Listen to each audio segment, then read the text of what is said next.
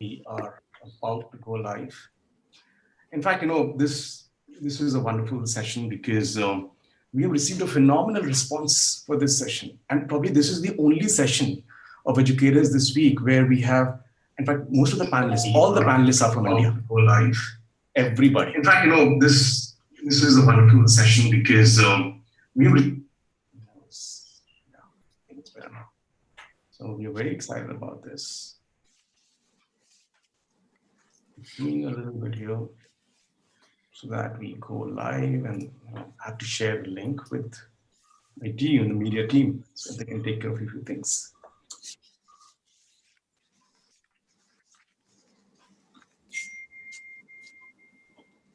Meanwhile, when others join us, and we have an interesting topic, of course, so dear to everyone here. University hiring, campus hiring, probably this is something that all of us want to talk about all the time.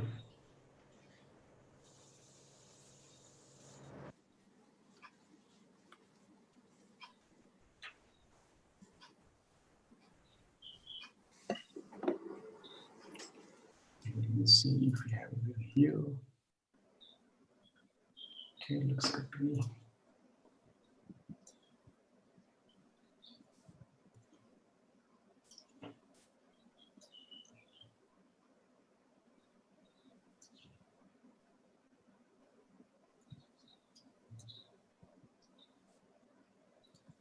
Okay, yeah, done with it.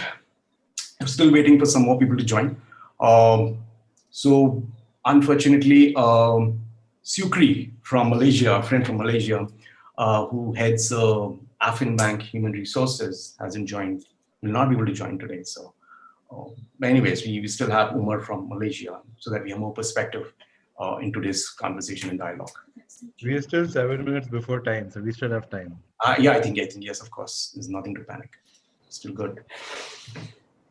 Shared.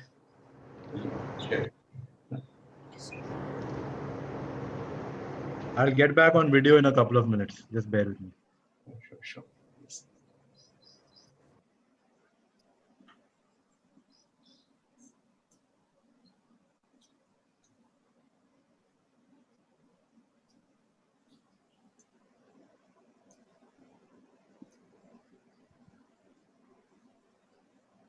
Okay.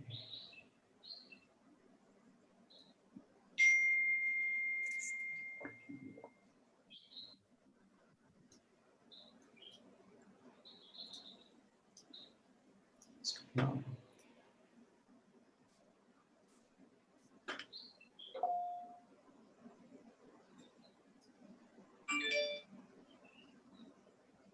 Interesting how technology has changed a lot of stuff.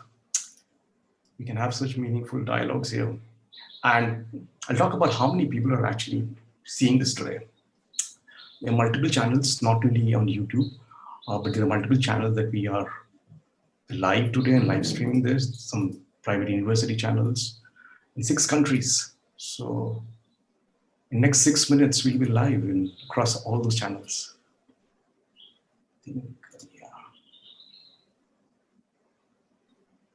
Yeah, so basically how we'll keep this conversation today is going to be pretty relaxed. So please grab your cup of coffee, tea, whatever that you're fond of, so that we can have a very relaxed conversation. We have both sides of the table today, both sides of the talent demand supply equation. We have people from the career services and we have people who go to these career services, university hiring leaders. So it's going to be a very interesting dialogue. I have some interesting agenda to discuss. We will definitely not only just talk about online hiring and how universities and university hiring has gone online, but also a lot of myths and how we can break those myths. And it's an opportunity. Trust me, I think the larger part of the audience that we have today is basically career services people. In India, we call it training and placement, various names to it. But then this is definitely going to be a very insightful thing for everyone. So I think in 5 minutes,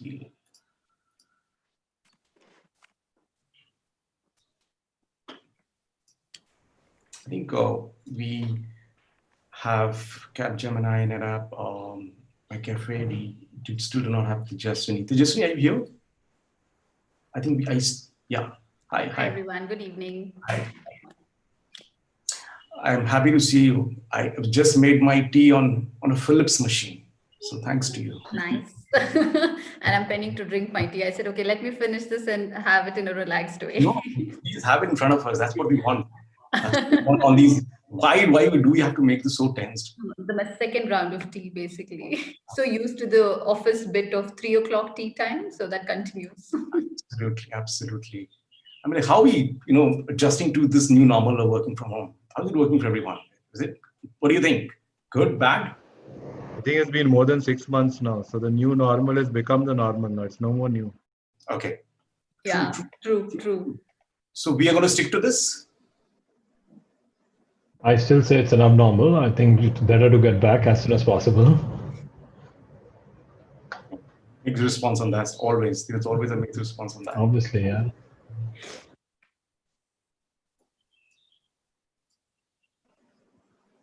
Still have 3 minutes to go. I'm all set. I'm just checking everything. There were a couple of things I had to do actually. So I'm just seeing that I've done most of the things which are required. Okay, it's good. Okay, that's cool.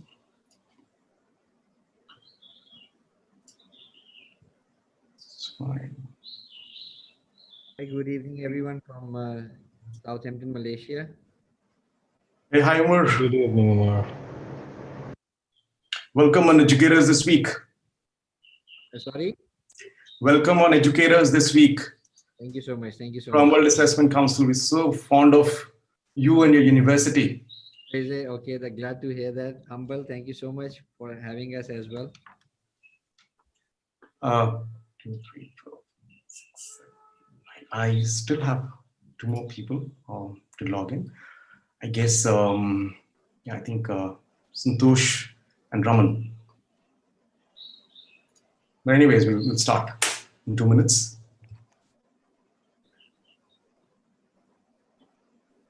What's the time in Malaysia? I think it must be 8 or something. Yeah, 2 minutes to 8 sharp. Dinner time. It's Friday in Malaysia. Fridays are special in Malaysia. This is so. I mean, there are certain states that are still practicing the weekends on Mhm, Friday, but mhm. most of Malaysia, it's still Saturday and Sunday. So the state that we are in, we are in Johor Bahru, the southernmost state next to Singapore. Okay. So official it is actually a Friday. It's a weekend here. So bank holidays, government offices, but then private sector is all open on Fridays here. Good to hear that. Good to hear that. Always enjoyed my Friday, especially in Malaysia. Okay, I think we're good to go. So we go live now. It's all set. Cool. Still 2 more people to join us. We'll go live on Educators this week. So welcome, greetings everyone on Educators this week. This is season 2, the first episode, and we call this webisode. Somebody said it's a nice name that we call it a webisode because he said, yeah, of course it's on the web. So it's our webisode. We did 8 webisodes in season 1. Fantastic response. We connected with 60 educators from around the world. World Assessment Council has a mission of celebrating digital. Typically, what all of us are doing here today, and this is what we're going to have a dialogue on this platform, and that's what Educators this week is for, so that we can have dialogue from people like you who have been practicing digital, who have been. Somebody said it's not the new norm; it's the norm now. So how we have embraced digital, fortunately or unfortunately, how COVID has accelerated that. Universities in a rush to stay relevant. Of course, education couldn't stop, so a lot of adoption happened. We all adapted to online. Universities started doing that, and we had all the conversation in the first 8 webisodes of Educators this week. Today, a lot of people suggested that why don't we do a very important piece of the entire university experience, which is university hiring, campus hiring. This is definitely a great, because when everything has gone online, right, from your admission exams to our semester exams, even all the training and everything has gone online. And there are multiple ways in which people have adopted to digital, and it has benefited people Maybe initially there was a resistance. When faculty had some resistance, students, there was resistance from students, but now people have accepted that.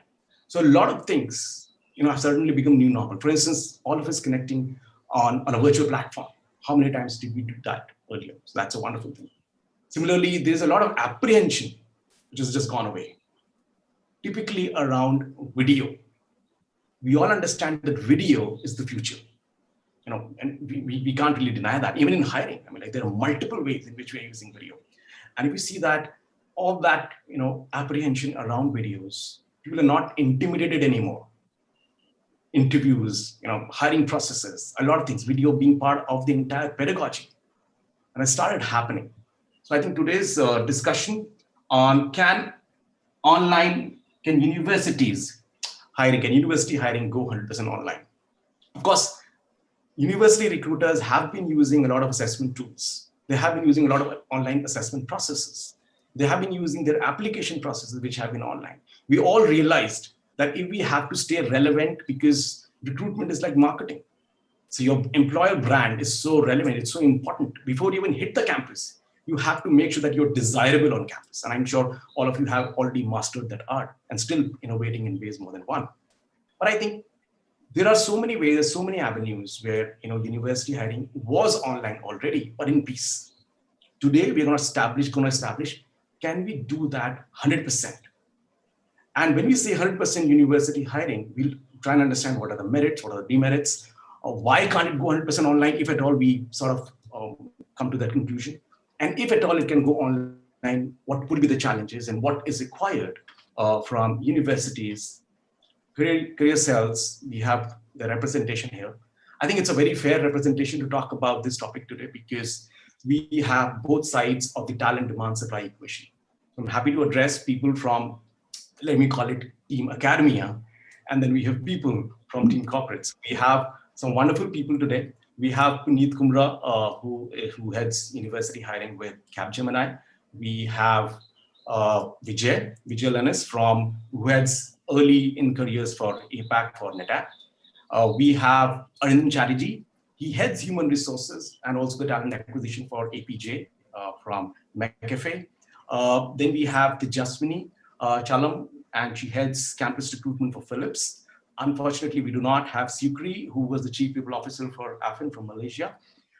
No worries. So this is our team corporate today, and we have an amazing set of people from academia as well. People who had career services or TNP cells or student services, there are different nomenclature to it. So we have Anisha Oberoi Madan from IIT Delhi, Dr. Samuel Rajkumar from VIT University, India, which is in Vellore. Santosh Nair, who is the senior director and heads career development cell for Parallel University in India.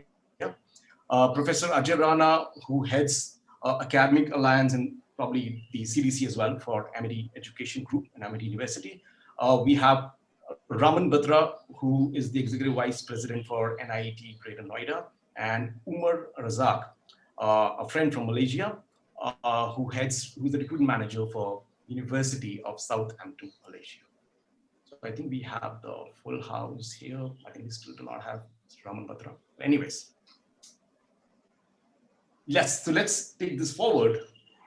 So we all understand, that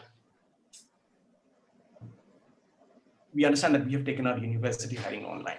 So before we actually get into the entire conversation, I would just like to understand from all the representatives from 4 companies, the university hiring leaders, to just talk briefly about, in 2 minutes, about their recruitment process. Has the university hiring begun, and what does it look like this year? So we'll start with Puneet. How is it happening at Capgemini? First of all, thank you for having me on the session, Saurabh. Thanks a lot to World Assessment Council.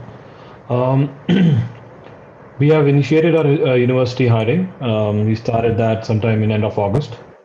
We are almost 80% through it, and we've gone 100% online. Starting from our pre-placement talks, our registrations, assessments, interviews, all of it is 100% online, and it has some challenges of its own, and there are some advantages. The turnaround time, to manage the whole process has reduced, if I have to look at it at a overall level. But somewhere or the other, challenges remain that sometimes the wait time for a college, a particular college or two colleges, probably can increase because the time between assessment and interviews might go higher for a few colleges here and there. But overall, it has helped, and ease of access to the student, ease of access to the panels who are taking the interviews. All of that has been, is there. Those advantages are there, and as I said, we are enjoying it. There are some learnings out of it, and we will probably be, putting that through in the next year. I think this is here to stay. That's from my end. That's wonderful. That's good to hear. Arindam, over to you. What's happening at McAfee, and what's your hiring process? Do you go to T schools, B schools, and how is it going this year? Okay, so first and foremost, thanks for having me here, and thanks to World Assessment Council. So, and of course, esteemed panel members and the guests. So, we are in the process of initiating the university hiring for this year. Okay, so we started the basic logistics. All our hiring is basically happening online. So will university hiring. There will be some glitches, there will be some advantages. We expect less stress in the system because when we would normally go to colleges, it would be a day, especially if you travel outside, it becomes a morning to late night session till you finish all the interviews. This time you'll have the option of stressing out the students a little less. You can plan it out, phase it out well. You also get to understand how students are adapting to the new situation, because at the end of the day, we don't go in for volume hiring. We have some niche skills for which we hire. The numbers are much lesser, but we also want to get the right talent in. So overall, I think, as Puneet mentioned, it's here to stay. We have to adapt to the new situation, and technology will play a big part in this. We will definitely have to ensure that colleges have enough bandwidth at their place, because when you're going to do an online hiring, uh, say a setup, you have to have bandwidth at the interviewer's place as well as the college. You have to have the students who may be logging in from home, they should have bandwidth at their place, because during our initial discussions, we realized some of the students who are there in at the rural areas, they keep dropping off from the interview calls. Of course, that should not become a criteria to hire or not hire, because the bandwidth is not dependent on what they have. It could be an Airtel or a Vodafone, which may have a network issue out there. So we have to adjust to those. I mean, there was a time when during an interview, the video would keep dropping or the call would keep dropping. People would at times assume that, hey, this guy is not serious or this person is not very serious. They couldn't have been ready. But we have to understand that this is just a matter of technology and the reach within the country. So a lot of things for us to adjust and figure out. But yes, it is exciting and looking forward to the new normal. Wonderful. Sure, we'll definitely dig this deep. I think there's an important take for all universities here, that when companies have gone online with their processes, I think what is most important and most expected from everyone is that you should have the appropriate digital infra. We'll talk more about it, but before we do that, Vijay, what's happening in NetApp? Thanks, Saurabh. First thing is thank you, and thanks to the panel for having me here. I really stand humble to be part of this conversation. Um, when you're looking at online or hiring, we have been doing this, especially when it comes to some of the countries within APAC. We have been doing remote hiring, and so this is not something new for us as an organization. We are going through the same cycle of hiring, and of course, there's slight lag in the numbers as well as the days, but largely as usual for us, business as usual. We are invested on some of the new technologies also when it comes to remote hiring. So we've made that investment. Yes, as one of the panelists mentioned, sometimes the students may not be with the right connectivity. But yeah, we are fine to adapt to that as well. And as it's a matter of time, applications and tools will come up which makes things life easier, even with a minimal bandwidth. I think it's a matter of time. So just happy with the way it's going on right now. Wonderful. That's so good to know. Of course, when we are talking about, let me just give you a little perspective before we actually go to the Justini. We reached out to a lot of companies, for this session. Of course, we had limited bandwidth. We couldn't have had more than 12 or 15 at max. I wanted to keep it like an even number, so max 16. But then many companies, and I'll tell you, and this is probably kudos to everyone here. A lot of companies, when they heard that, are we talking about 100% going online in university hiring? A lot of people said that we have not done anything there yet. So kudos and congratulations to all of you, because you are some of the visionary leaders when it comes to university hiring, because you've already implemented that.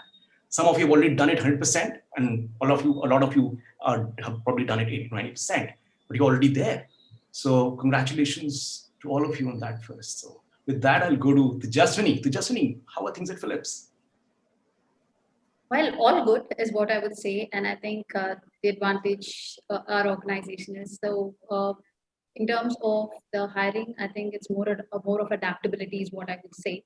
At this point of time, from the time it started off from Feb in March, it was already the hiring season for campus for interns, which most of us do as well. We hire the masters in technology students.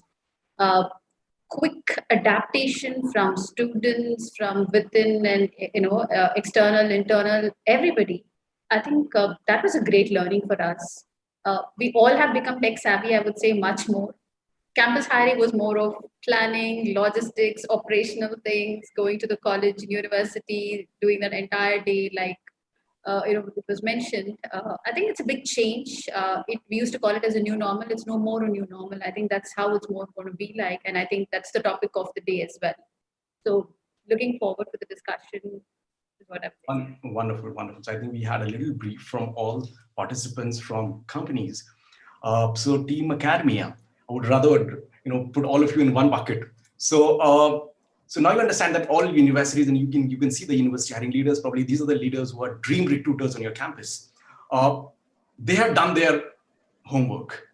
How has universities, how has your college, how has your university done their homework to support the entire initiative of going online? So let's start with Professor Rana, Amity University. Thank you, Saurabh, for inviting me for this the panel, esteemed panelist. So good evening to all.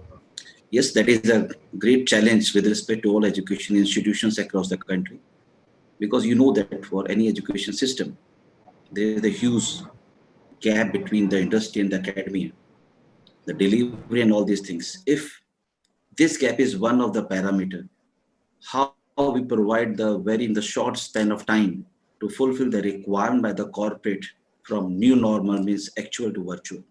Yes, but that is not applicable to the 100% across the country, because in rural and urban, we have the different sectors or the segments of colleges.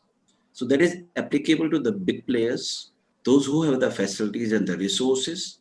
They are on the next day. We apply all these things. Thanks to all our corporates, those who educate us time to time. Okay, if you have not the facilities, then we will provide you the facilities. If you have a resources, then mutually we share these resources for the betterment of the student. Yes, that is a new learning, not only for the corporates, but the education sector as well. Because we have a career, we have the future leader, not only our country, but across the globe. So it is our responsibility to provide the better manpower for the corporate expectations. Uh, for about few colleges, like those who have the limited number of students, like around 300 and 400 and 500. What about the others, those who have around 8,000, 9,000 colleges? That is the point number one. Point number two, in our country, the education system is different, totally different. When the companies go with any campus recruitments, they have the predefined in their mind about the A, B, and C type of colleges. But what about those colleges, those have around 4,000, 5,000, the chunks number of the students? But that is a very learning activities for us, and we take the opportunity with this pandemic. Really, like all private players as well as some government players, they do their best as per the requirement. Sink or you say that swim or sink. That is the type of challenges that we face. But thank you to all corporate esteem. This stuff we have this time. That is my honest feedback. This time we received the overwhelming response from the corporate side.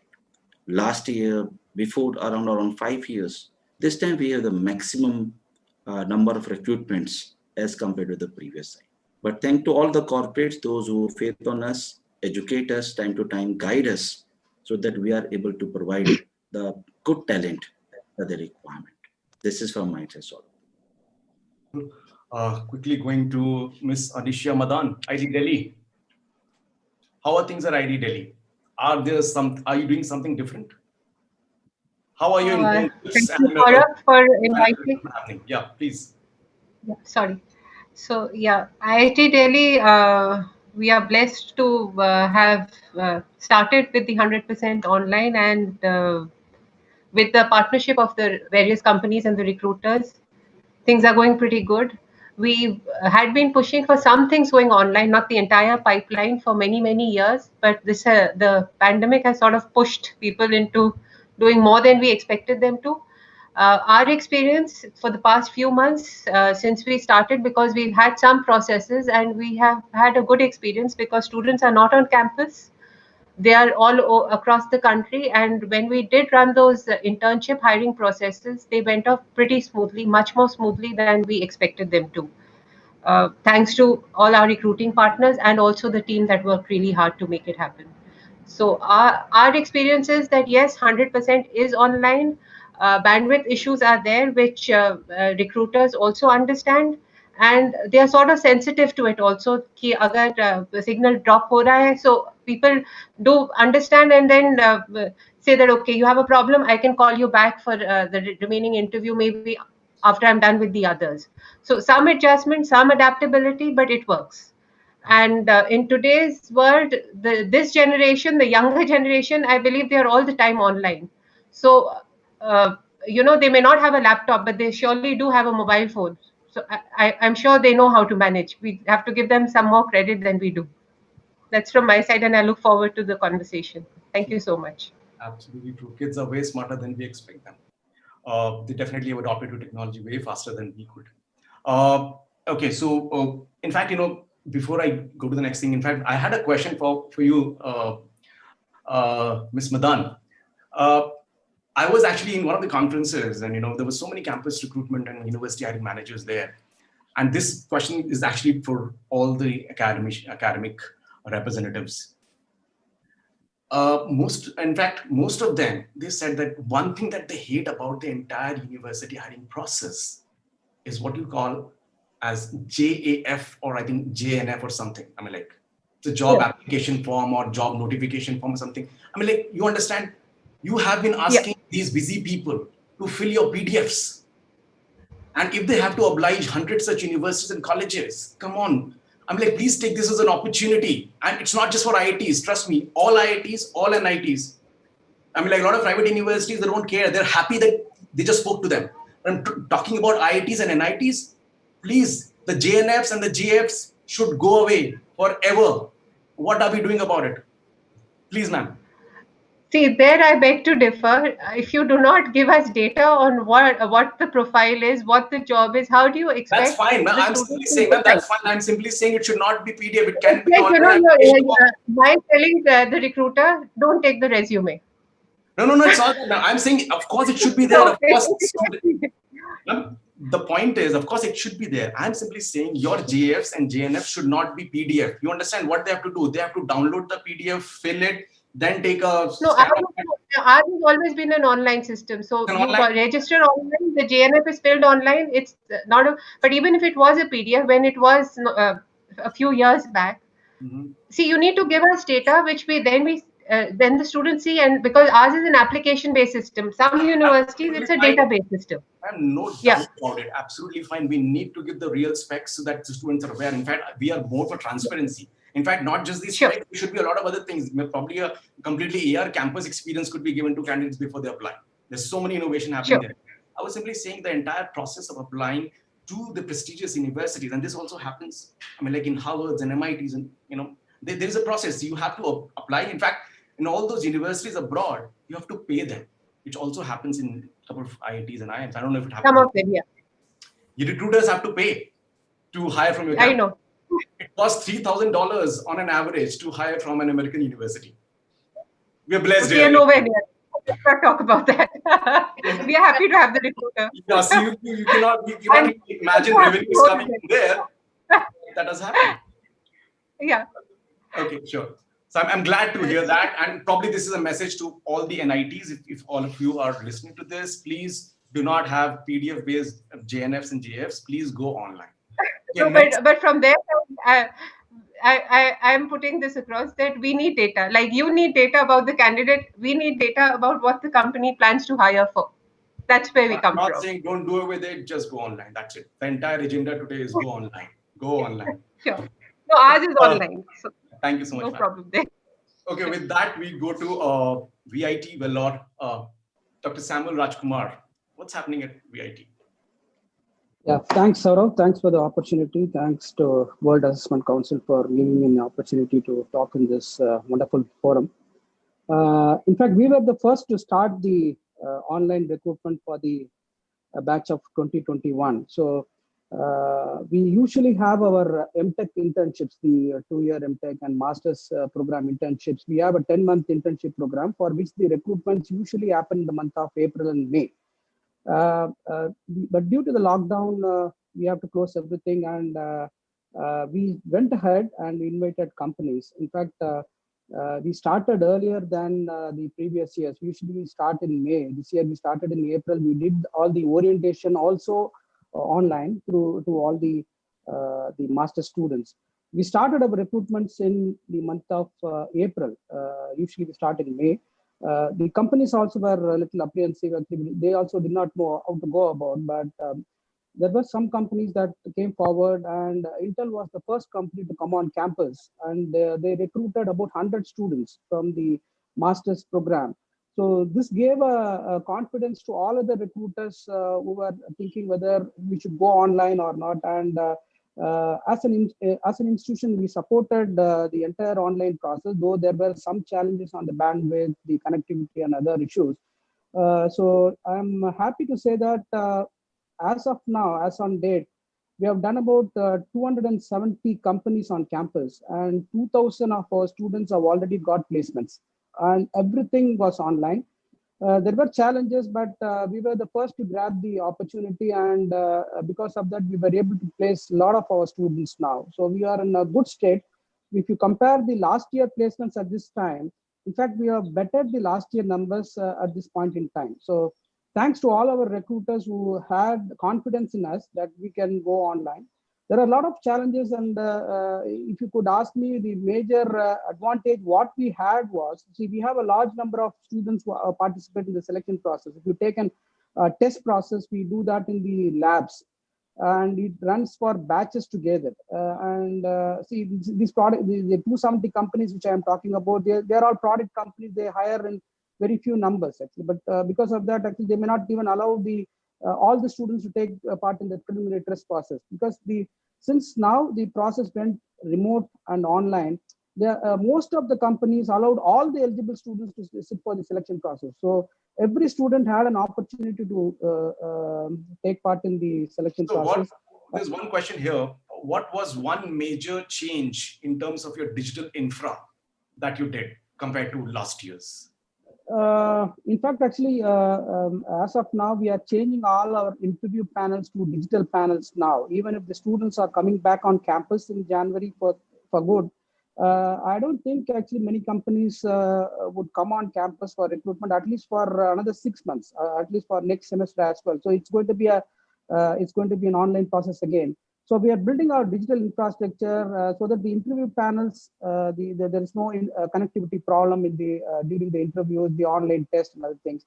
So we are building our digital infrastructure, and we are all good to go online for the entire year. In fact, my view is actually this model will work good for institutions like VIT where there are large number of students. And I would like to thank all the recruiters for having confidence in us.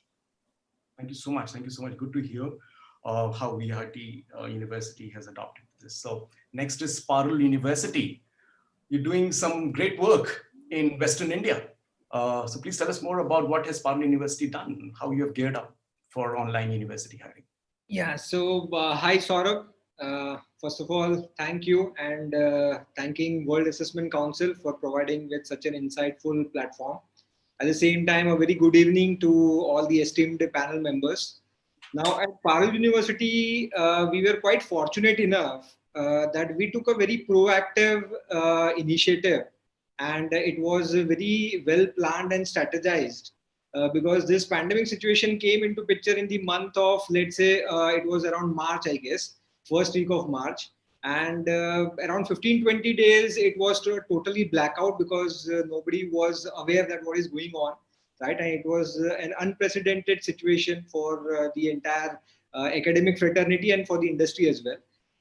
But we were very proactive in taking measures wherein the academic doesn't get affected. So what we did was, right from the last week of March, we started going online step by step. So whatever lectures were there, so the first priority was that the academic should not get affected. So we shifted all our regular lectures and everything online. Initially, there was a problem with the students because many of the students, they had shifted to their hometown and there the connectivity issue was there. But slowly and gradually, as the things normalized and the online teaching became a regular practice, the students also got acquainted with it, right? And they started getting internet or maybe broadband or maybe through mobile or whatever means it was possible. So they started attending the online lectures. Apart from that, the best part that we started was we started conducting a lot of expert webinars because we wanted to utilize this particular time for the benefit of the entire student fraternity. So we started inviting a lot of industry experts. And you won't believe, just in a span of 2.5 to 3 months, we had conducted more than 500 industry expert webinars for our students and faculties. So that was a value addition to the students.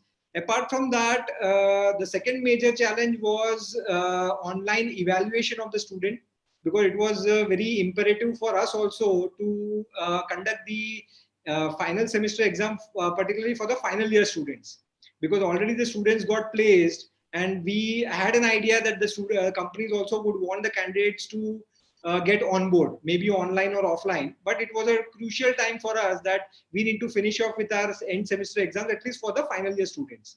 So that is where we also took help from World Assessment Council, and we conducted all our assessments through World Assessment Council portal. And yeah, there were a bit of challenges because this is the first time that we are doing it, right? Many of the students were not clear. It took a lot of pain and effort from the faculty end to create awareness and convince the students to appear for the online test.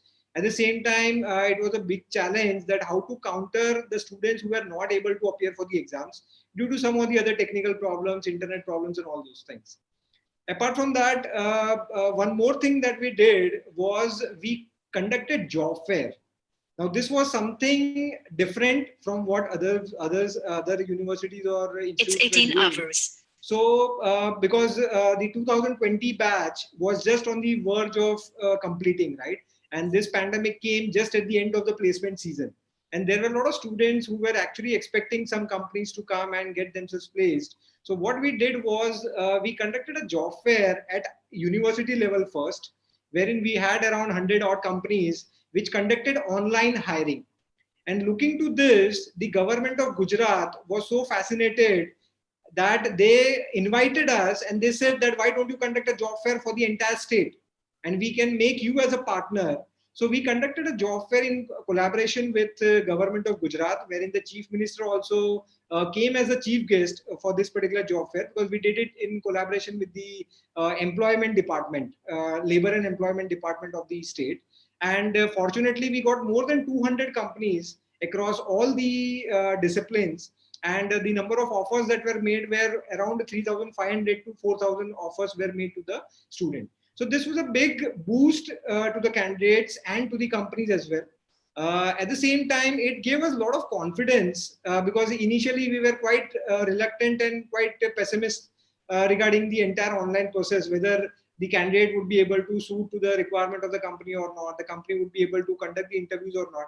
But the things got managed, and I feel that definitely the entire hiring process must go 100% online, because it has a lot of advantages and benefits over physical recruitment, right? And to be very frank, all of my managers who are taking care of placements, the training and placement managers, they are really very happy with the online hiring process, because a lot of physical coordination has been cut off. So yeah, there are definitely a lot of challenges in terms of making the students apply for the job. I'm really happy that Punit is here, because we conducted our day one campus for Capgemini recently, and I think Capgemini is one of the bulk recruiters who has conducted the online recruitment first. Still Cognizant and TCS are later on, right? So Cognizant and TCS did it after Capgemini. And the process was quite seamless, and it was quite flawless, I would say. The only challenge that we faced was the time period which was given for registration of the candidate was a bit less. So that I would suggest that if the time period can be kept more, so that the students get more time to get acquainted and apply for the job. Okay, wonderful.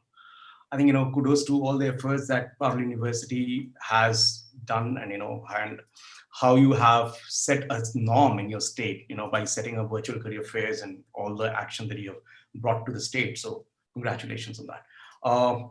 Next, from Malaysia, Umar, please explain first of all, like, what's the process in Malaysia? Is it similar, or are we following more of virtual career fairs, or is it like recruiters visiting you on campus? Because these are two different zones. One is where, because we have numbers, and this is what happens in Asia Pacific, whether it's China or India or any other, primarily these two countries, companies visit the campuses. And it's basically an exclusive recruitment drive. But then otherwise in the world, because you have lesser numbers, it's mostly a career fair. Now, obviously, it's a virtual career fair. So what's happening in Malaysia? Yeah, I mean, like you pointed out that CM, like the scale obviously is quite different, in I mean, in China, in India compared to Malaysia. So yes, I mean, we do have career fairs on campuses. I'll tell you more about Malaysia, and then I'll tell you why Southampton probably was, not the right example. Malaysia, yes, we do have education fairs on campus. Again, the trend was not there, despite being sort of technologically sort of advanced environments and all this, and quite the nurturing ground for a lot of talent, right? But that sort of trend was not there. But in last, I would say 5 to 7 years, that thing has picked up. Again, probably because Malaysia has been, trying to be at the forefront of this whole education thing, right? So they probably felt that employability is one of the thing that they have to be responsible for, the institutions. So then they started conducting these education fairs and other events, and even employing recruitment companies and all this, to make sure their students are placed. So that trend has picked up. But it has obviously not at the scale as what is practiced in India and some of the other markets. Southampton relatively has been a different example, for Malaysian campus, because all this while we had students who would be studying 2 years in Malaysia, and the last 2 years they had to go to UK to complete their studies. So again, the scale of the sort of responsibility you say, or the placements, as a university was smaller. We only had students for the first year or two or second year who had to be placed, with different employers. For that, yes, the online was not at all there. It was mostly on campus job fair, where we will invite 20 to 30 companies, because again, we had a smaller cohort of engineering students, and that's how the hiring and all this was done. But yes, all this, when this thing started, and then we just had wrapped our intake a few months ago as well, so the placements had to go. So we sort of resorted to online placements and online interviews. Now from that point of view, obviously it was and experience. I mean, challenges were there because I believe like most of the environments, again, we were also caught sort of unprepared, to some extent. Yeah, I mean, in terms of policies, SOPs, some filtration, matchings and all this, that was obviously challenges. We did not face a lot of challenges, I would say, in terms of infrastructure. I mean, not to that extent, but yeah, in terms of communication, because before that, the recruiters or the companies, they would be on campus and they would be engaging, with the students more directly. So the sort of the scale of responsibility that university had, in that matching was relatively lesser, I would say.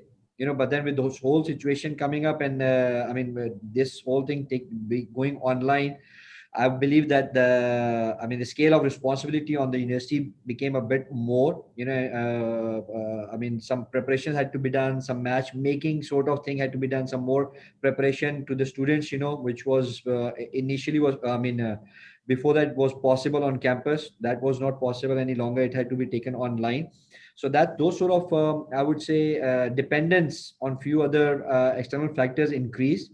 But again, I think we coped well. I mean, eventually, the last cycle that we had of such placements and all this went well, not major issues. But yeah, I mean, obviously lessons learned, and then the trend, what you say, like going online, I think probably the confidence would definitely be much more going forward. From the other angle of it, like, as hiring manager myself, for example, I mean, like during the COVID period, we had a couple of hirings, even I mean, as a university or my department, for example. So from that point of view, again, it was a different experience, as a hiring manager. That I mean, again, some of those policies and some of those protocols were not there, for assessment and conclusions, and that had to be sort of rehearsed and put into action.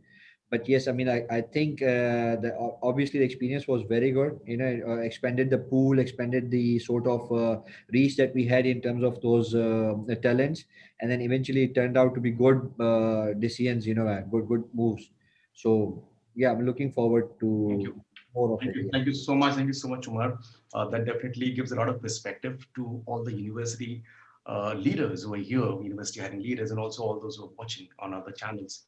Uh, what exactly have colleges and universities done to facilitate the entire university hiring process? With that, I go to the next segment, and I was actually going through some of the comments, and this is an interesting comment. So I thought probably we'll start with the next segment with this.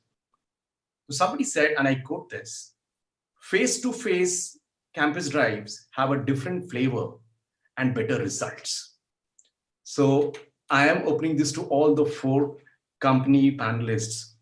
So let's discuss what are the merits and demerits of going 100% online. So what's your view on this? Is it true that it's going to actually deliver, it's a better flavor and it'll deliver better results? What's your take? We'll start with Arindam. So So, a quick question for you. We are meeting virtually right now over a video. You think this would have been better had we met in a room? for me, probably it would have been the same. I can feel the vibe. Yeah. Trust me, I mean, like, it's definitely the same. Sorry, I can see each one of you. I can see your faces. I can see your expressions. Okay. We are talking real time. I'm at the comfort of my house. You are also sitting in on a nice chair. You didn't have to travel. We didn't have to encounter Bangalore traffic out here for sure to meet each other. So see, it has its pluses and minuses. If technology supports the system on both sides, this is very, very workable. I know we as humans like to meet face to face. It has a different kind of impact, but it's not possible today, right? I mean, if you try to meet face to face, the pandemic is going to get a little bigger than where it is right now. So I personally don't find there's a big miss as long as you have video conferencing on. You can figure out what's happening on the other side, provided technology is supporting us. Okay, that's wonderful. So he's saying that definitely this is the norm, and you don't feel that going on campus would have been a different experience. This is something better. You of course save a lot of time, like you said, on travel, costs. There's a lot of cost involved when you go to campuses, and you can actually oblige more campuses. Puneet, what's your take on this? Online or physical? What's better? Online, obviously, if you look at the cost angle, it is for sure better. The reach angle, ease of access, it is much, much, much better, right? My only worry is everything going virtual, everything going online, specifically for students. For us, it's once. For students, could be many times. For university, it could be many times.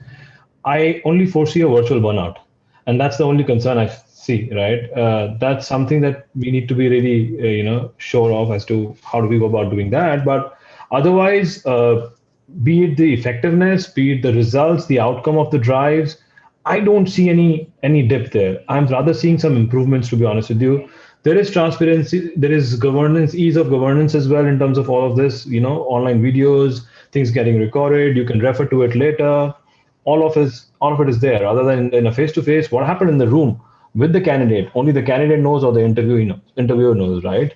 So there are, as Arindam also said, there are a lot of pluses that we foresee, but there are a few minuses. There could be, in a somewhere or the other, what I'm noticing is in a virtual setting, students are a bit stiff, a bit tight, a bit more formal than what they get in a physical environment, in a face-to-face kind of a thing, in-person thing.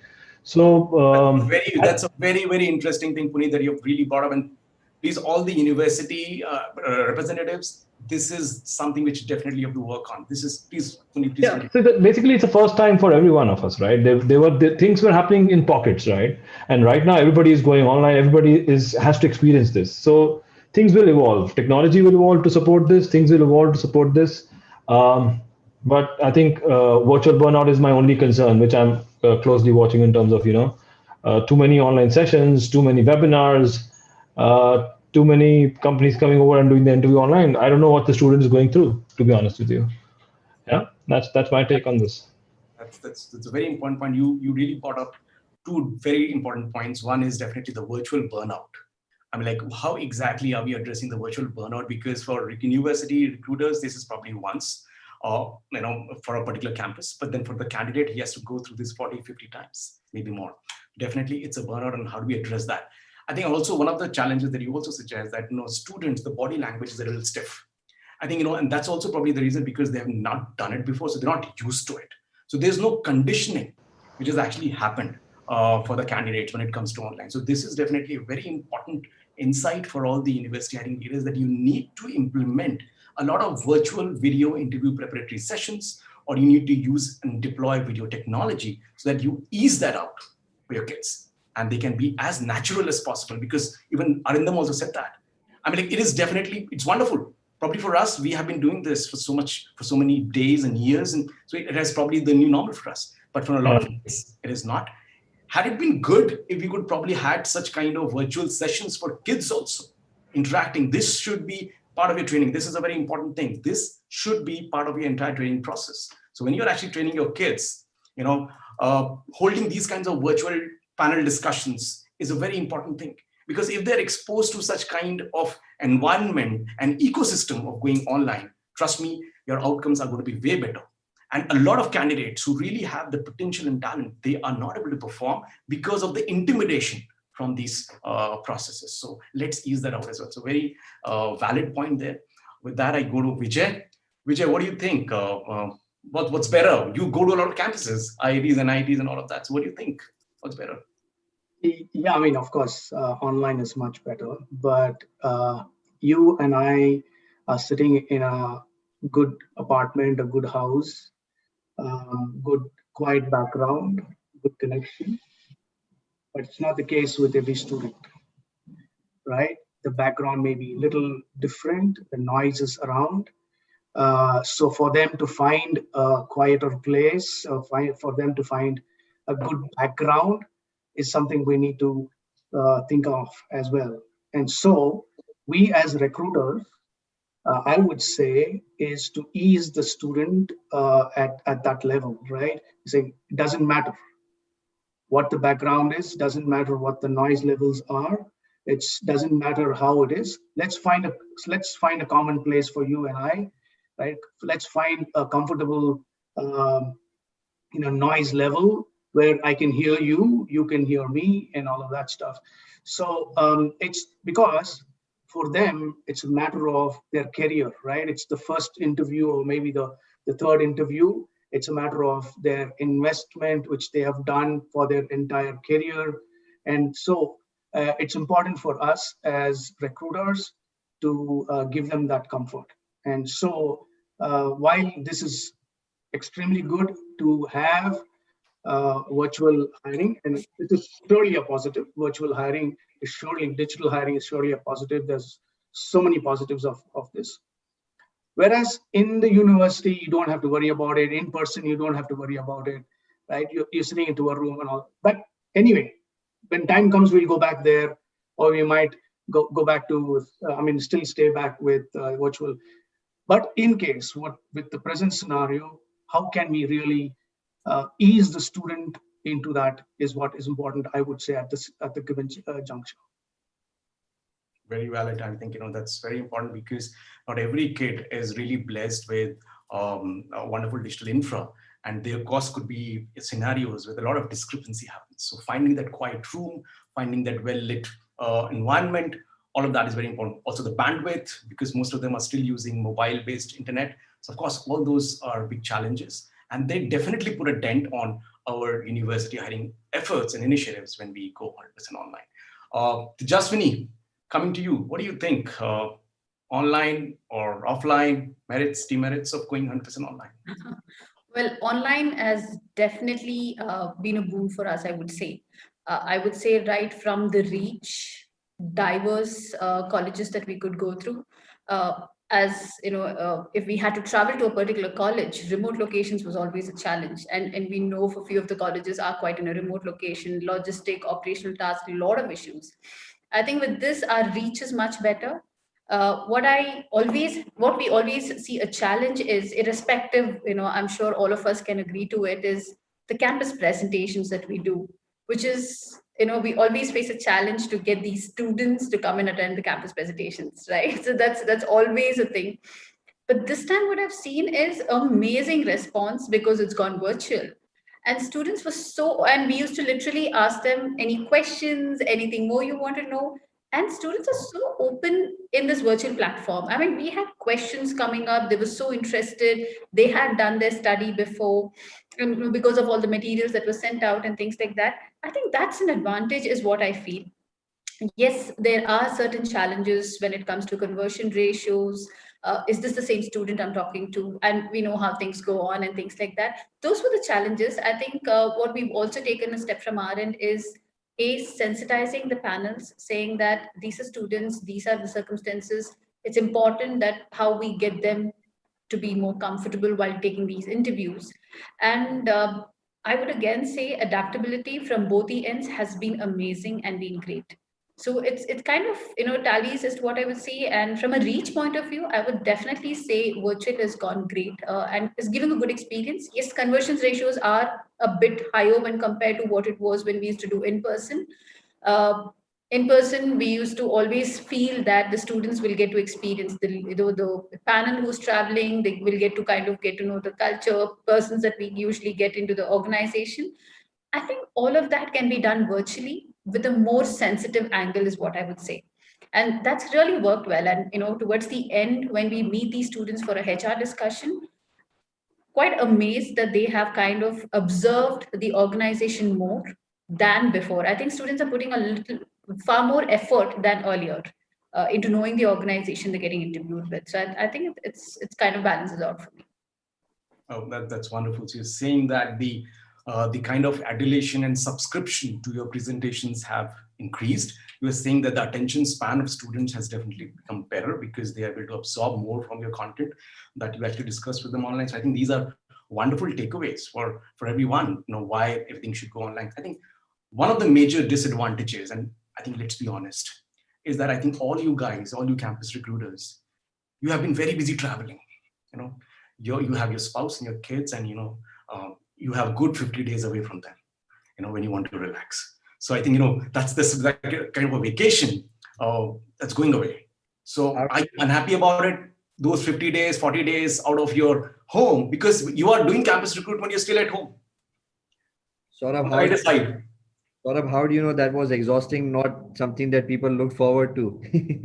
No, exactly what I'm saying. I mean, like, it was more sort of a vacation. I mean, like, think about this. As a campus recruiter, I visit 50 different locations. It's like Yes, wonderful. It's a wonderful vacation for me. Typically, when universities like Parul and VIT and IITs and your Southampton, you and the MITs, you roll out the red carpets for them. So it's a wonderful experience for that. I think you're gonna miss that for sure, right? What do you think, Puneet? Arindam? No? Oh, for sure, yes. The team, I was talking to the team as well. They are surely missing the travel. Yeah, some of them are. But overall, when they look at a higher, the overall picture, the work-life balance is in place at least. The exhaustive travel has gone away. The staying away from home has gone away. They are missing it, but once they start doing that, they'll start missing the work from home thing that is there, right? So it's like grass is greener on the other side always. I think, So there has to be a balance. There has to be yeah, a balance. exactly. I think that's going to be definitely the new norm, even when you say it's going to be 100%, because going on campuses is also more about your branding. I mean, like physical contact, it will not go away. Even if we talk It will about not. social distancing, that contact cannot go away. I mean, like, so you It need to cannot maintain go that away. contact, especially with the loyal pockets and campuses. Arindam, Vijay? Adding to that, when you would visit the campus, you would not just have the recruiter going there, you would have the business traveling. Okay, so considering where there's a research and development team going out there, the interaction with the labs out there and the professors out there, which would happen more openly with the panels out there, has reduced. So you have to Yeah. find alternate ways to get that going. So we do have a lot of academia and industry connects where we invite professors and we connect with professors. And because McAfee again has a decent R&D center out here, and that helps bridge the industry academia connect, which is not happening right now, which would happen to an extent during the campus drives. But as I mentioned, alternate ways to get that done has to get kickstarted. I think the industry academy interaction on those physical campus drives. That's also such a big give and take, and they actually look forward to it, because when you do that, it's not just this, because virtually it's going to be just a very focused exchange, of the entire process. It's very transactional. But when you're on campus, you interact with so many people, the vice chancellors, the presidents, the deans, and like Arindam said, the labs, and you actually give away a lot to them. Kids, from even junior kids. That's also an important thing. I mean, I don't know if virtual presentations are open to the whole university. I think they should be. Why just the third year, the fourth year? I mean, like, the whole university should be part of it. Vijay, what do you think about this? Like, Yeah, I mean, see, whatever it is, be it online, be it in on the ground, um, your brand value stays just for that 1 year, right? You've got to go back again next year, because each year the students pass out and move on. So every year there's a new bunch of kids coming on the block, and so you've got to keep doing that. And so we need to find ways of doing it online or virtual, as well as in on the ground. And I personally miss traveling for sure. Um, uh, I of course enjoy travel myself. So visiting even the remote places has been a fun fact for me, as well as um, one important thing is, you, as like Arindam mentioned, you travel with a panel of technical guys. For you as a recruiter to even connect with them, that's a very good time. That 2 days or 3 days for you to travel with some of the leaders, some of the managers, technical guys, for you to connect with them, it's also a very good time for us. Many a times it's happened with me that you start to bond with them, and then you later on make your personal trips and holidays along with them. So that is something which surely is missing. So it grass is green on both the sides, I would say, right? You Yeah, I mean, like we initially discussed, virtual reach is high, much more focused. Like Tejas, when you mentioned about students attending the campus talks, trust me, it used to be a struggle, but things are much different now. Of course, also given the fact that the entire pandemic has given some sort of jitters to all the students as well. Will I get a job? Will I, not get a job, how many companies are coming. So all of that adds to the fact that they're much more serious right now. But yeah, in person, I would, if you ask me personally, I prefer in person, but yeah, online virtual hiring has its own positives for sure. True. I mean, like, of course, I mean, like, that's also a very valid point that you are able to connect with the tech leaders because you are hiring, and you basically understand the hiring specs better. What exactly is it that they're looking at?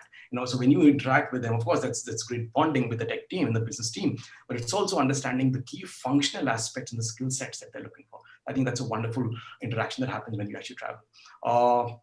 Tejasvi, on the travel thing, your thoughts? While as a campus recruiter, I think most of us would say we miss the travel. Right? It's a lot of learning for us. I mean, travel with colleagues from different locations, also meeting up, and all of those. The fun part. While I totally agree with what Arindam and Vijay and all are mentioning about the learning bit. Uh, every time we travel, it's a different set of panels, of course, that we travel with, and they're coming in from different technology domains, specializations, and things like that. And it's always been a learning for me. And that's when I think you start, knowing your organization much more, because then they start connecting to what they do and how the depth is and what it is. And it's more inspirational for me in terms of that point. So I think now the norm is that we have to do it virtual. That's how it's going to be. Once things start and get back to whatever it was, I'm sure all of us would travel. And I'm sure most of the colleges which are in the fancy locations will be the thronged ones. So on a lighter note, but yeah, of course, I think it's more about adaptability at that point of time as well. So now we've adapted to this. I'm sure things will move. But for now, if I have to say, virtual is going amazing to whatever it is. I think that's wonderful. I think with that, we move to the next segment of this. Now, when we say that university hiring is going completely 100% online, we also need to understand whether it is bringing any value to our entire hiring process, the entire chain of events that happen in a university hiring process. Now, I will play a little devil's advocate here, probably for all my panelists from universities. There's one big challenge that most of the universities, I mean, like most of the universities that I have here, I have an IIT, I have VIT, Parul, and MIT, and these are probably some of the best private universities of India. And you guys have been very kind in patronizing them. But then there is, as we talk about, being equal opportunity employers, I think one of the biggest challenge for the less privileged colleges and universities is that they never get to speak to you. I mean, like, can this online university hiring program, I'm just trying to think of a utopian scenario where every college and university, because then skill versus degree debate sort of chips in and we say, okay, we don't really care. If you are from an IIT or an NIT, why should I care? What's more important is, since I'm an online process, I mean, like the bridges of travel have been burnt. I can actually oblige all campuses, even if there are 2,000 campuses. So what happens? This is, and I'm quoting this, one of the training and placement officers said that one of the biggest challenges that we have is pursuit of campus recruitment managers. In fact, one of them joked that I pursued one of the campus recruiters for 2 years, constantly sending him emails, phone messages, and everything. And when he replied about 2 years, it was a better and more satisfying feeling than I would have pursued my girlfriend. So you understand, I mean, like, that's the kind of thing. A lot of people are not really privileged. I mean, like, we're just talking about 200, 300 universities and colleges that you oblige. What about the other 2,000, 3,000 colleges? Why can't we have a very inclusive process where every university or college is enrolled by default? And then you sort of have an open process, they apply. It really doesn't matter which college they are from. It's the skill. Also, if let's say, I'm seeing a lot of trend with a couple of universities, how they've started to nurture, talent on campuses. So what happens, you have an engagement hub. So because you also need to understand how you're going to qualify, and I'm going to come to this to all the recruiters here. How do you qualify university? I'm sure you have your own barometer to figure out which universities would qualify for you to patronize. Also, it's also a strategy because it's war for talent. So you have your loyal pockets and you want to oblige them. Barring all of that, at least bulk recruiters, I'm talking about the TCSs, the Infosys, and the Capgeminis, and all these companies of India, and you have the numbers, and even if the numbers are less, I'm saying, let's say you're hiring just 100 people this year. Why can't those 100 people come from 1,000 campuses? And why do they come from only 10, 15 campuses that you patronize? So that's my first question. Puneet, we would start with you. I was waiting for that.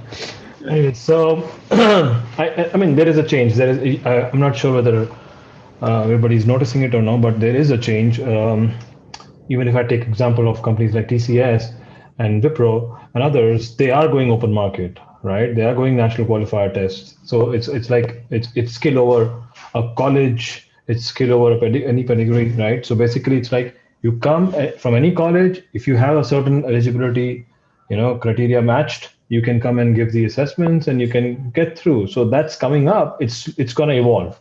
It's going to get more and more. For us, we wanted to ensure that we are there and we are going to at least some of the colleges in every state, at least, rather than being very, rather than being concise to a few states.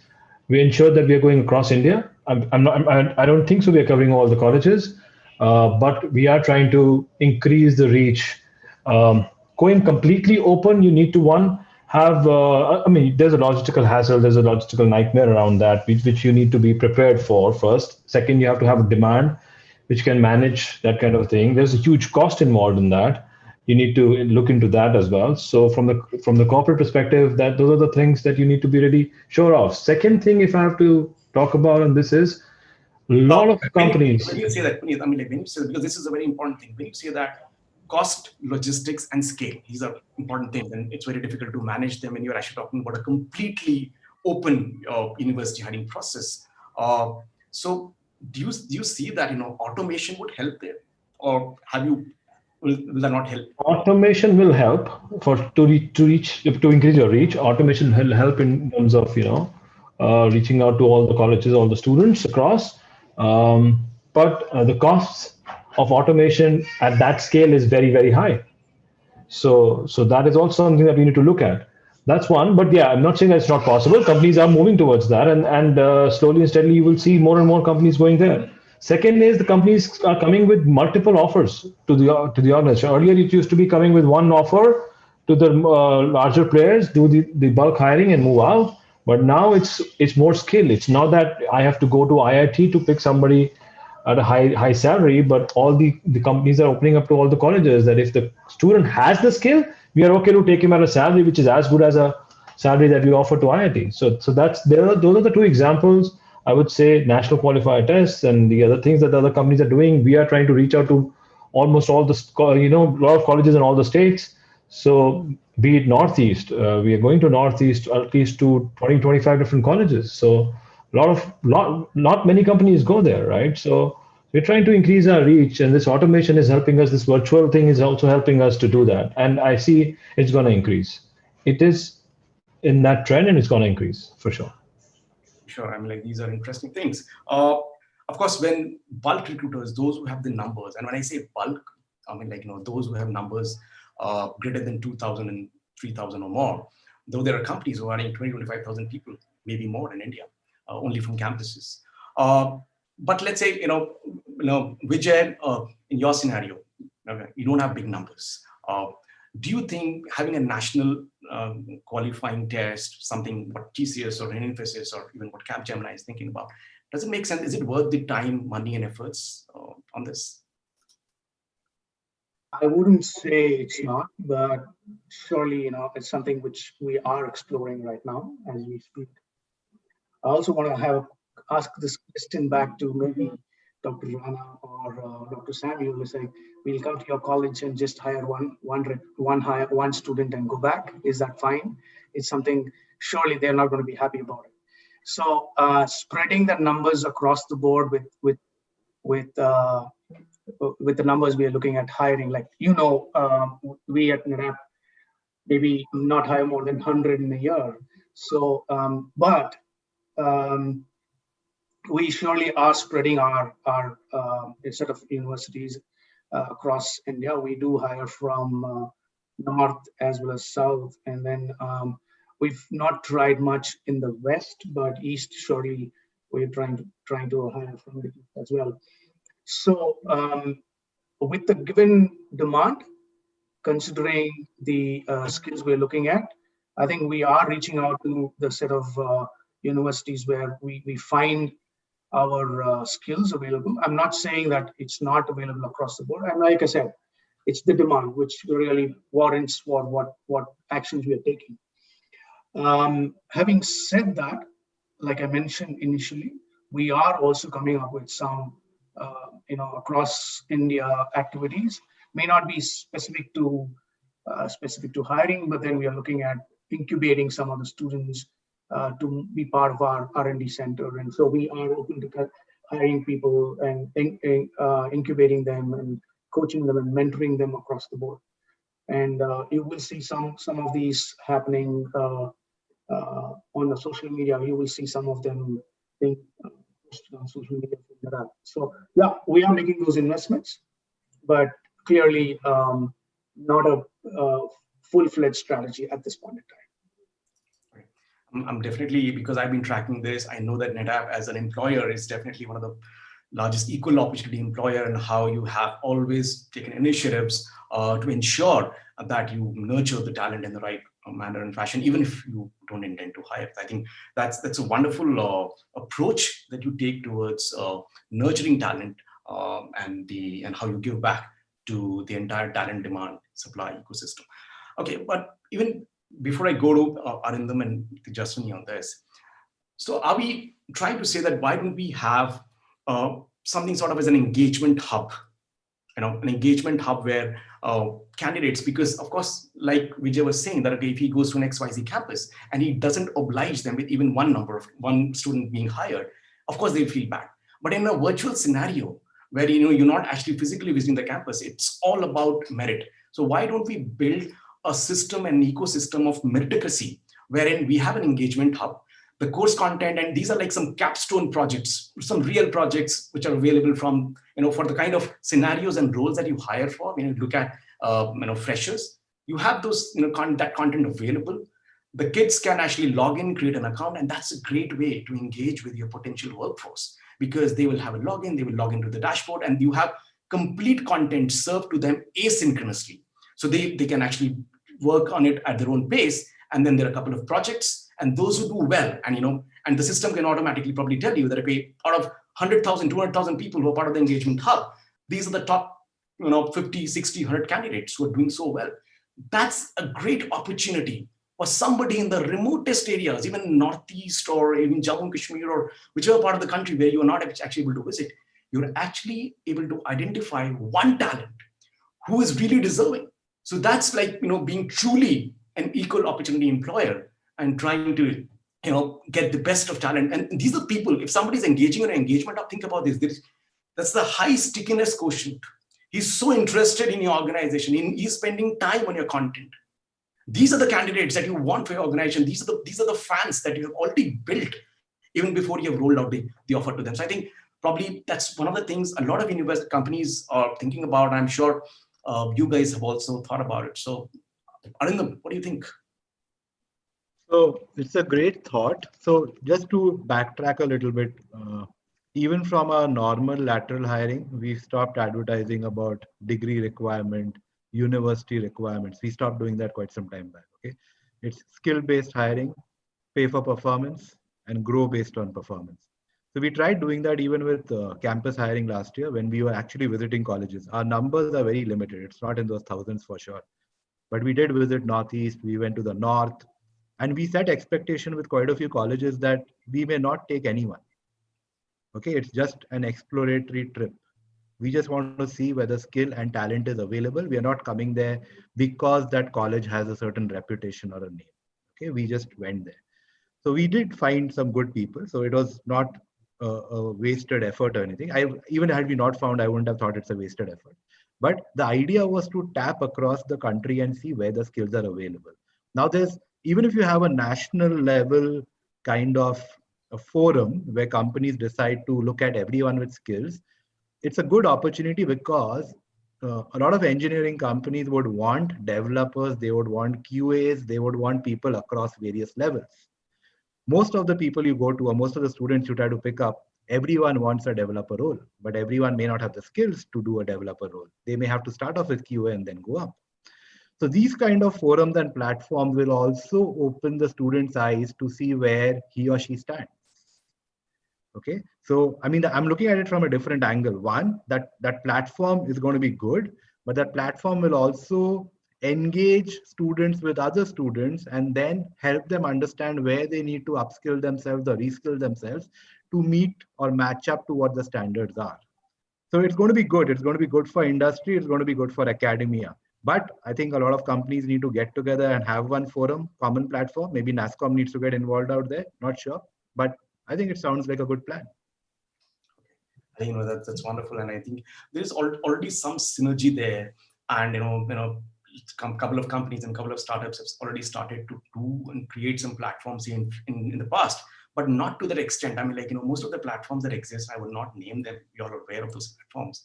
They're only assessing them. I mean, like, it's like more like a diagnostic assessment, rather than being formative, throughout the process of learning.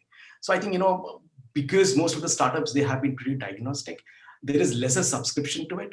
But then, of course, when we talk about a platform or an engagement hub, which is more of, formative, and, they can participate and they can engage and also learn from the content that you want to train them on, there's also an opportunity for you to showcase your technology. Like, for instance, a NetApp can probably showcase the products that they want the kids to work on. I mean, like, think about this, all these companies, Microsoft, or you talk about Salesforce and so many other companies, everybody has their campus ambassador programs. Why did they do that? They do that because they want kids to adopt the technology way early. Oracle does that. That's the sole reason. I think, if we really do not really, create a lot of campus ambassadors, having an engagement hub, which is pretty democratized, open to any and every candidate, irrespective of the pedigree, I think, that's definitely going to help. Tejaswini, what do you think? I mean, like, does that make sense? Well, I would say it's about building a relationship with also with these universities or the colleges, right? It's the students whom you hire, maybe you hired way back in the past. The students have also built some credibility in the organization, and that's when you're going back to that college to hire them. While I'm a firm believer that we should look at the other colleges that apart from the universities that we regularly hire from, and I think the best route is also through internship. That is where you get best time to judge, and that's what we follow as well. Hire them as interns, look how the student is and the overall aspect, and then continue your relationship with that college. And also, as a matter of fact, it should be more to the demand and the supply that you do as well, right? There is a certain requirement that you have from the business, and you would want to cater to it, and you know where you get your supply, and that's where you would want to go and hire from the university. So I'm more on those lines, saying that look at your fitment, and then we kind of look what is it. There are a lot of new courses, new colleges and coming up. I think it's more about giving time to them to prove the skills, in terms of to hire them as interns, let them prove their skills and go about it. On the other hand, the universities that we've been regularly hiring, they've built a certain amount of credibility. We continue that. It's more about a demand and supply is what I would say. Did we lose you there for some time? Can you hear me? Yeah, I think we can hear you now. Yep. Okay, sorry, I'm not sure where you lost, but what I was trying to say is it's more about the demand and supply and the job fitment. I think that's the key. I totally echo to what Puneet, Vijay, and Arindam was saying, that it's more about the job profile fitment. You can still go hire a tier one candidate. I would not say a college from a tier two college as well, right? I mean, somebody who really fits into the skill and give a different compensation altogether. I think now it's more to do with the job profile and the capability of the student to perform a particular task. I think that's more important, and that's what I think universities are grooming them towards as well. It's more about the skill of late. Yes, amount of credit needs to be given to the student, that they work hard during the 10th, 12th, they get into these universities, which is like, you built your career starting from there if you get into a good university. So that also kind of is something that we look forward when we kind of filtering our eligibility criteria and all of it. So yeah, that's what I have to say. Okay, yeah, thank you so much. So I think it's a little subtle hint to all the universities participating in this panel and all those universities who are actually watching this online. I think, one of the major, channel of engagement with your university recruiters could be probably talking to them on the engagement hub lines, where you sort of engage with them, probably take a commitment, or maybe they can also start working on it, because we have seen all sorts of industry academia programs. We have seen a lot of campus to corporate programs, and we have seen all of that. I think, what they actually lacked was, probably a barometer which actually assesses a candidate's intent, how sticky is he on the platform, and how engaged is he with that particular organization. So because recruiters also love people who love them. I'm talking about the students. So I think, if they are able to figure out, all those fans very early, even when they have not hit your campus, I think it's going to be a great exercise that it's worth the pursuit.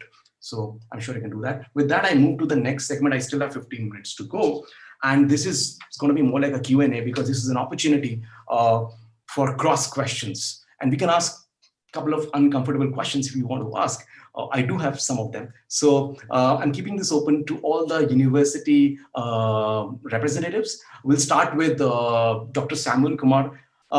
So you have any question that you want to ask to the university recruiters available here? And please ask the one which you've always wanted to ask. It should be a realistic question. Please. The concern for this year for all the universities and the students is actually, if you could have seen the admission trend, there are not many takers for the core engineering branches. And students who have already taken core engineering branches, who are there in the first year, second year, and third year, the opportunities are going to be very, very less because of the downturn in the core engineering sector. So as a university recruiter, what would be your advice to these kids who are now demotivated? Because there are a lot of captives that have come to India. They are recruiting from all branches. But what will be your advice to these kids in order to come to a company like NetApp? They're from non-CS branches. So NetApp or McAfee or Capgemini, be it whatever the IT company, because these are the companies that provide opportunities for the engineering graduates, whether we like it or not. Actually, India is an IT hub, and 80% of the campus recruitments are done by the IT and IT enabled companies. So what would be your advice to these kids actually? So many of them are demotivated because they have gone into the core engineering branches. So though we give them opportunities, but the numbers, the recruitment numbers are very less. In order to, so they also, so not many of them go for higher studies, and given the pandemic situation, the next couple of years, everybody wants to go for a job. So that being the case, actually, so the opportunities are going to be there only with the IT and related services. So what would be your advice to these kids actually on upskilling themselves for facing your recruitment process? I'm sure the question is clear, everyone. Yep. So I can get started. So I don't think it's advice to the kids. I mean, Puneet, Vijay, Tejaswini, you can all chime in. I think it's not just advice to the kids, it's advice to the colleges as well. We understand that there are certain trends going on right now. A lot of industries have got impacted in the last 6-7 months. Hospitality, airlines, a lot of them have got severely impacted. And if we are looking at a computer science kind of organization, I mean, all of us are in the coding or software industry. For us to absorb students, I think the students have to be trained on certain coding skills.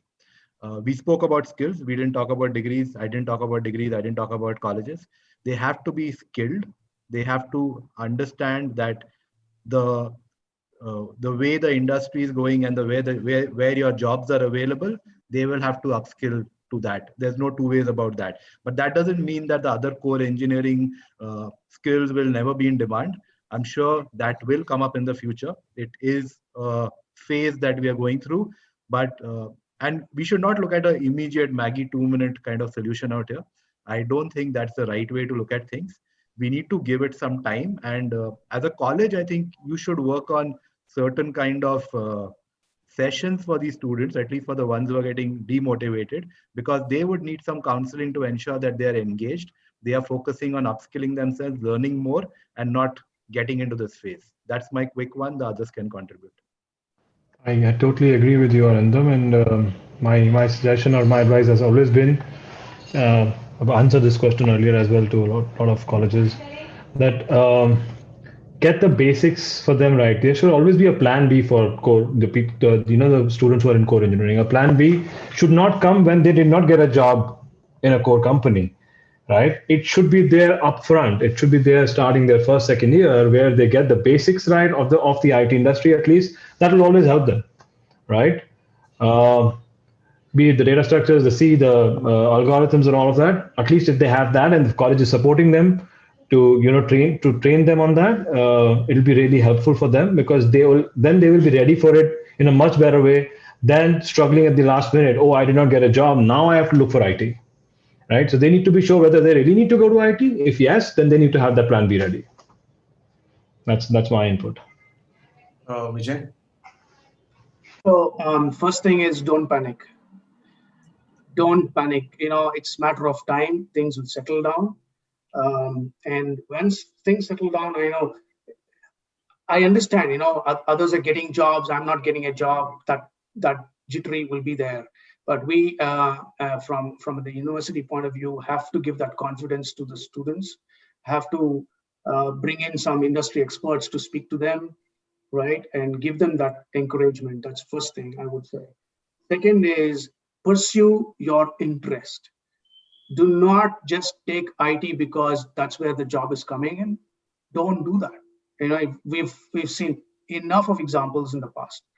Pursue our interest. I mean, of course, my interest is make money. That's fine. Okay, if interest is to make money, then look for the right trainings, right skills to be, like Arindam mentioned, get reskilled. And the universities can rope in some of the industry experts to reskill some of the students, and then start moving in that direction.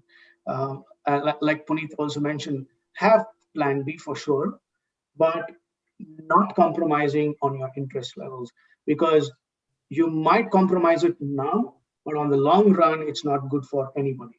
So that's my piece of advice, I would say. And that's very important that you should have a plan B, whether it is going online or otherwise. I mean, that's always advisable. Jaswini, what do you have to say to Dr. Samuel? Well, I totally agree with what Puneet was mentioning. Get the basics right. I think that's more important. I would not only say for the upcoming batch, but even for the batch who's sitting through the placements. That's one issue at times that we face, that the basics are missing. They want to do something very, which is like trending right now, but the basics go missing. I think that's more important. If their basics are right, which most of the students are missing out of late, I think organizations, when they come in, they only test their basics, their aptitude, and their knowledge, their basic knowledge on the subject that they're studying. They really don't go. I would not, we would not assess a candidate who's doing electrical, judge them on computer science. We only judge them on the basics if it's right, and that's more important. Like their first year topics, right, of engineering, which is all general. I think if they get that right, I don't think they have to worry. As they move into the second or the third years, or even in the masters from the first to the second year, if they realize that they want to be onto that current core domain, it's their interest and their passion, and they will definitely excel in it. If they feel the other world is fancy, then they need to work towards it, and they can make changes. I think that's a opportunity that most of the universities give, right? Like in your first year, your second year, the changes that you make, then move your direction. And the students are well equipped of late. It's not like earlier days where they did not have too much of an update knowledge. They're well connected. They at the fingertips, they have knowledge about everything. I think it's more about them to decide. And the students, I would say, this generation is quite matured enough to at least take the decision. So like Vijay was also saying, no need to panic. It's all about have your basics right, plan it out well in advance. That should help. True. No need to panic. Believe in yourself. Probably that's always the mantra for you, and always keep you going. So Santosh, Professor Rana, Umar, Ms. Madan. Ms. Madan, you have kept your video off. I was not even aware that you were here in the conversation. So any question that you have, who would like to go next? Okay. Thanks, ma'am. Thanks. Santosh, you wanna go ahead, Santosh, or Dr. Ajay, please? Yeah, As per the moderator directions, so. Sir Amile, you can decide yourself. Be gracious. So I just want to Who mention. wants to yield the floor for someone else? I just with want the to permission to my colleagues, with the permission to my colleagues, in fact, that is the Samanvay of academic and the education as well as the corporate hub. But my thinking with respect to different, because I have the one question with respect to the corporate, esteemed Mr. delegates, and after listening by Shri Punitji, Arindam, Vijay, and Tejashwi, I feel that now the campus recruitment may be changed after 1 year or 2 year, or I think the next 100 years. My question first is the question, and the before question, I had a few points by my colleague, Dr. Shemuel said about the mechanical, electrical, electronics. Not a single parent asks a single question when a student qualifies the IAS or the IPS examination or the civil service examination. No one asks about your belongs to which stream, and how Tejashwini explained about these things improve your basic fundamental. This time, the one company visit my campus, and about the first, when the one student discuss about the project, about their sixth semester or the fourth semester project, the student replied that we have designed a car, hybrid car. The company shown their more interest. Now we are not interested with respect to all. Please show me all 13 students, those who designed the car. And the company hire all of them. I request please take the test, consider the other streams, other students. They said no, our main focus about the first thing. The next point was the Puneet about the mention about the brilliant students. All companies have go with the three type of hiring: the campus recruitment, off-campus recruitment, referral entry, and now fourth request. That is my question to all my panelists. But before that, you have mentioned that Saurabh, there's the one placement officer approached to one company for the last 2 years. Right now, I am not agree about all these things for that. That is the scenario. If you have a talent, if you have a students, then you have a ample opportunity. Present your projects. Companies have organized many hackathons, many campus relationship, many seminar, workshop. Placement is not a one-day activity. That end of the day, when your student passed out in the last semester, you send the proposal to the company and request the company, please visit my campus. No, entire thing depends. College, how the college reputation. Arindam said some colleges are the good reputation, the bad reputation, big college or small college. Reputation means about their alumni performance, how their alumni perform in the existing company. That is the main thing. That is I'm with the MIT for last 22 years. I've joined MIT when we have only 32 students. Right now we have 1.75 lakh students. Now the concern is that there's not the one-day activity. You have a long-term relationship with the corporate and the academics. Always invite the corporates, like around the 4G or 5G or 3G. If you have a telecom sector is there, why not in the education, the academic? There's the huge gap, so fill the gap and you will find the good potential. Now, second request with respect to all my esteemed colleagues. So you have 3 hiring right now. If the talent, if the companies or the students not approach or qualify the process during the campus recruitment, there is the off-campus recruitment process is there. There's the by referral is there. So my question is, Tejashwini ji, you and Puneet ji, Arindam and Vijay ji. So what is your future planning with respect to the 100% online? I'm worried that after some time you declare that hiring around 50% staff or 70% staff through online mode. So you have any plan with respect to the future leader of our mother country or across the globe? Over to my colleagues.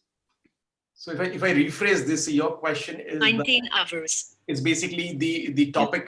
Okay, with everybody's permission, before we take Professor Rana's question, with everybody's permission, because it's going really well, I can see some amazing questions being asked on social media as well. Can we extend this for next 15 minutes? If I have a hard stop. I need to drop off, but I'll wait for 5 more minutes and then drop. Okay, sure. While the same. Okay, sure. So, Arindam, you can probably take the question from Professor Rana. You wanted to rephrase the question, I'll let you. Yeah, I wanted to do that. Yeah, exactly. So basically, you're trying to say, in fact, this is what you want to sum up with this, the entire, the agenda of this dialogue today is, can university hiring go 100% online? Are we going to go back? It is going to be a mix, or is it going to be always 100% because you have found probably bliss in going 100% online? I don't think there's any set rule. We are doing this online because we can't go to colleges. Okay. If things improve and we can still travel, I'm sure some companies will still look at doing some of it online and maybe visiting some colleges. So I'm not going to predict for the future right now. Okay. But there have been some advantages about cost, travel, the number of hours you're spending. And there have been some efficiencies in the system. And again, we have some inputs like Puneet mentioned that people are a little more stiff during the interviews. They're not as free during the interviews on video, etc. So I mean, you're going to have a mix of it, but I don't want to get into a predictive mode right now out here. I'm sure if things improve to net it out, it could be a mix of both. That's what I think may happen. Since we have only 5 minutes to go, and before I have others who have a hard stop and they sort of drop off, I have a little rapid fire. And I wanted to make this a little fun before we end. And this is basically for all the university hiring leaders. My first question is to Puneet. Who would you hire? A 5-pointer from a Harvard, MIT, or an IIT, or a 9-pointer from a decent private university? I will go with the 9-pointer, to be honest with you. And if I have to give my reasons for it, I think the other one would have a lot of opportunities as an organization, and then the hunger. We need to really look at what the 9-pointer would carry. Somewhere or the other, on my self-belief, I'm always for the underdogs. Okay, wonderful. Going for the rapid fire with Arindam, jack of all or master of one, what would you choose? I would first interview. I'll choose someone with attitude. Skill can be taught. Attitude can't be.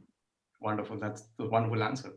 Vijay, brilliant coder with no English skills and a decent coder with good English skills. Or there's an or between. Okay, you're given a choice, I'll have both, but maybe choose one. Yeah, but yeah, I a good coder with limited English skills, I would say, because you can always, either ways, you can train either ways. But yeah, that's my choice. Okay, yeah, I think because I think you should be good at your skill. I mean, like that's what you pick. Okay, Jaswini, brilliant mind or a great team player? I would say a great team player. Okay, that's wonderful. I mean, like one more for you before you leave. Curiosity or the skill? Because they say that it's the will, not the skill. So what would you choose? If you find somebody who's hungry for learning or somebody who's very skilled exactly on the skill set that you're hiring for, so what would you choose? Hungry for learning. I'm sure probably everybody would have chosen hungry for learning because that's what we are looking for. And I think that's a very important thing. All university representatives and everybody who actually are training the talent pool is that curiosity is a very, very important thing. You should ask your students to always stay curious. If they are because it's not important that they learn the skill. It's important that they learn the art to learn the skill. I think that's very important. And that's what we need to teach to all our kids. I think, we are done with most of the questions that we had. If there is anything, I could probably stay open for another 2 minutes. If there's something more important, Ms. Madan, Umar, Santosh, you think? Any question that you have in your mind? Or have we covered the ground? I just had two comments from Vijay's and Dr. Ajay's. Please go ahead. Nice somehow that don't panic. I mean, it's a very good message, right? But then there has to be some confidence, like Dr. Ajay mentioned. There has to be some confidence given to the hirees or students. That there's a disparity which you can't ignore. When Arindam and Puneet was an exception, he said I'll go with a 9-pointer from an average, but the general tendency is it's got to be the cream of the cream when you're looking for it, right? So if there's such disparity, there has to be certain confidence, I think, that has to go to the universities, institutions, and up to the students, right? That how the hiring managers are addressing that disparity in terms of their skills or grades and how that sort of is actually continued even after hiring. That how those sort of shortages and all those are addressed through training and all, so the students don't really panic. They know that yes, first of all, that disparity is not there. it will be a sort of a balanced sort of approach by these hirers. And second, like, I will be taking off, like, so I mean, if there's someone who's practicing that sort of addressing that disparity, it'd be good to hear that. But otherwise, if not, probably yes, I mean, a suggestion, in that sense. Anybody want to take this quickly? 1 minute. Are we clear on the question? I just had one last question. Okay, So it's Saurabh, like sorry, Saurabh, I need to drop off if you don't Sure, mind. sure. Thank you, everyone. Appreciate this. Thank you so much. Thank you so much Take for your care. time. Bye-bye. Thank you so much. Have a good evening. Yeah. Bye. Yeah, We'll just thank you. continue for next 5 minutes. Thank you so much, Mr. Just a quick one. Just a quick one. As everything is going online, thanks to the pandemic situation, right? So, will the companies accept full-time online degrees in case private universities are permitted to issue online degrees as per the new education policy? Because there are a lot of things going on that regard, right? Multidisciplinary learning and all those things. So I just wanted a feedback from the companies as well. So will it be feasible for the companies to accept online degrees? Very contemporary question. So, Santosh, too early to respond, but if you see, the companies are opening up to the nano degrees as well, right? So I see that happening, but it will take its own time. They have to see the merit in it, and I mean, nobody has come up with it yet, so there has to be a dialogue and a debate and a discussion around it to understand whether there is benefit and if we can go ahead with it. I mean, my only worry is for the core and engineering and other industries where practical is more important than theory. So how do you go about doing that in online environment? So we need to think about it overall and then take a call whether it should be a good way to go or no. But yes, in IT, I can see that happening because nano degrees and all of that are becoming acceptable. So this should also be. Yeah. Vijay, quick take. Yeah, it's too early to respond on that. We gotta wait and watch how this whole thing pans out. So I think let's wait and then respond to it. Jasni? I think it's lead by example. So we'll have to it's too early to respond. Like I totally agree with Puneet and Vijay. We'll have to wait and see. And if some examples come up and then it kind of works. So I would say it's too early. Santosh, the final message is it's too early to respond. We'll all have to wait and see how it actually unfolds. Ms. Madan, I mean, I understand, I would probably wrap up this session with your final comments. And I know that you are the most complacent lot because you are IIT Delhi. So you're already very happy. You have your hands full. So, ma'am, what's your final, conclusion on this? What do you think? How should we wrap up this conversation?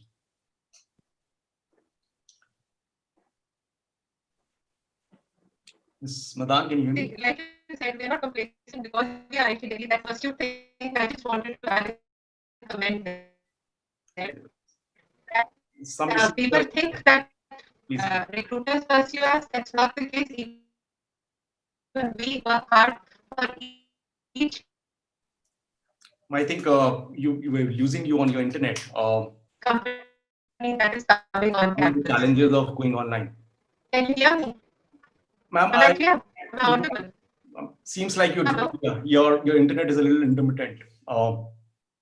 Keeps dropping. But anyways, can you hear me? I think yes, it's getting better. Yes, it's getting better, ma'am. Your video is frozen though. Okay. Is it better now? Is it better now? Yes, please go ahead, ma'am.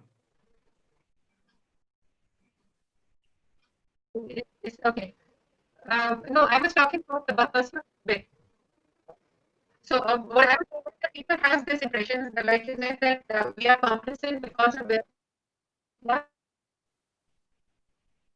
I think it's we are a little unfortunate that we can't really That's not the case because even we have to pursue each recruiter that is on campus really hard, and we need to keep working on the skills from the student perspective.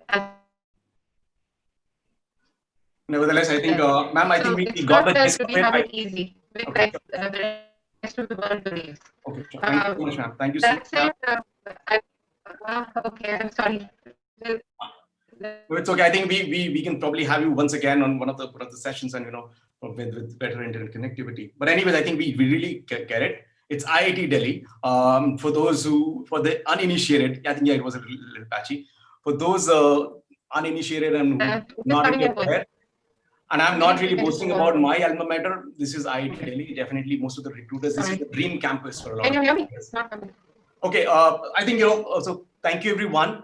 Thanks for this wonderful session. I think everybody loved it, and thank you so much for spending time. Vijay, Puneet, Arindam who just left, and everyone from the university as well. Umar, Professor Rana, Dr. Samuel, Professor Madan, and Santosh.